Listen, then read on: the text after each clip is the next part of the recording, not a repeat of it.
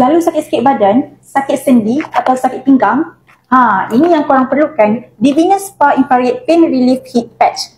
Tampalan ini sesuai untuk mengurangkan sakit belakang, otot, sendi, cramps, arthritis dan juga terselium. Ia menggunakan formula terapi haba iaitu serbuk seramik far infrared. Dengan teknologi ini, ia dapat memancarkan cahaya far infrared ke dalam tisu kulit anda tanpa overheating dan iritasikan kulit anda. Fungsinya yang pertama, ia dapat meningkatkan peredaran darah. Yang kedua, boleh rileks dan mengurangkan ketegangan urat. Yang ketiga, dapat mengurangkan radang area sendi. Dan yang keempat, mampu untuk bantu muscle recovery dan dapat galakkan penyembuhan. Tampalan ini dibuat oleh fabrik yang fleksibel, mempunyai kesan penyerapan yang baik dan juga memberikan kelegaan yang cepat dan berpanjangan sehingga 24 jam.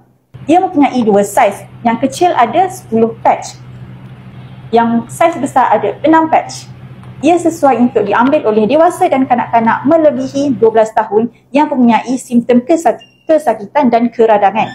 Cara pemakaiannya, bersihkan kawasan yang akan ditampal. Pastikan ia bebas daripada sebarang minyak, krim ataupun lotion. Yang kedua, koyakkan protektif filem dan tampalkan pada kawasan terbabit. Yang ketiga, pastikan ia melekat dengan sempurna dan tidak memakainya melebihi daripada 24 jam. Touch the pain, feel the comfort dengan Divinus Spa Infrared Pain Relief Heat Patch.